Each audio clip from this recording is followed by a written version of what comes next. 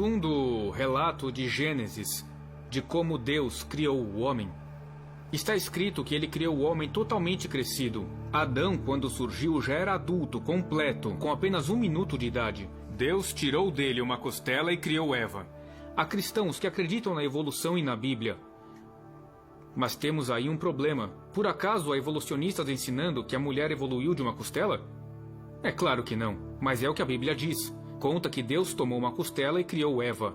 Quando Adão acorda de seu sono anestésico e vê Eva, ela já é adulta. Ela tem 2 segundos de idade, mas já é adulta. Se acreditamos no relato bíblico, devemos acreditar que Deus cria seres adultos e o homem é uma dessas criaturas. E eu acrescento, nosso Criador é capaz de fazer isso? A Bíblia afirma em 3 lugares que Jesus é o Criador. Colossenses 1, Hebreus 1 e João 1. Portanto, Jesus é o Criador. Ele criou um homem adulto com aparência de adulto e totalmente maduro. A mulher adulta, madura, árvores maduras, com frutos. Eva pode ter comido um pêssego. Adão, quanto tempo leva para crescer um pêssego? 3 dias, Eva. Não pode ser.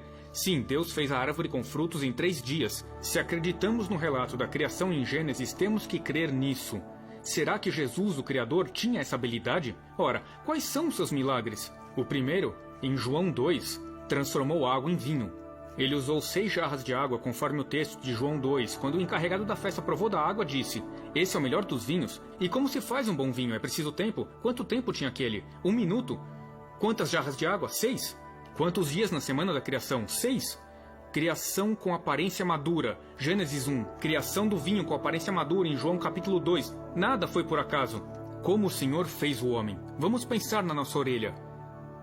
À primeira vista, parece algo esquisito. Temos essas coisas aqui, então olhamos para os animais e todos têm orelhas, mas nem todos. Alguns animais ouvem sem orelhas, mas nós temos orelhas. O tímpano humano é uma maravilha. O movimento dele é tão pequeno que mal pode ser medido.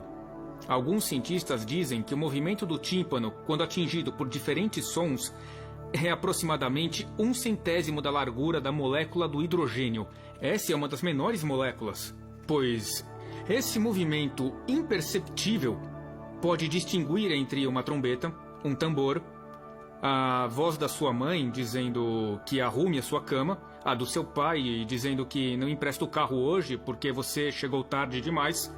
E esse minúsculo movimento diferencia entre todos esses sons e mergulha no seu cérebro, e seu cérebro lhe diz: isso é a mamãe falando, esse é o papai, essa é a orquestra tocando. Podemos ouvir música. Podemos ouvir alguém dizendo que nos ama, coisa que adoramos ouvir. Como? Com um movimento que não chega a ter a largura da molécula de hidrogênio. É um milagre, é um milagre! E acontece dentro da sua cabeça. Nossos olhos, acontece a mesma coisa. Os cientistas não conseguem reproduzir o que nosso olho faz. Não conseguem fazer uma lente, e imagino que os fotógrafos gostariam de uma lente assim, que enxerga bem de longe, enxerga bem de perto, se pensamos no olho saudável, sem defeitos ou precisando de óculos. Nosso olho é sempre assim, em movimento, o tempo todo. Mas as imagens que percebemos não tremem, elas são estáveis. Como isso acontece? Deus criou o olho junto com vários músculos dentro da nossa cabeça. Planejou o modo como tudo interage com o nervo óptico e com o cérebro. Nossos olhos recebem as imagens invertidas. Foram feitos experimentos colocando nas pessoas óculos que viram as imagens de cabeça para baixo. No entanto, depois de 2 semanas, uma pessoa com esses óculos pôde dirigir um carro. Seu cérebro compensou a distorção. Agora, pense no modo como o corpo humano funciona, como o corpo evoluiu. Refletindo sobre o assunto, examinando algumas criaturas, olhamos para elas e pensamos: como é possível? Serão elas o resultado de um processo impessoal ao acaso? Ou será que existe um projetista?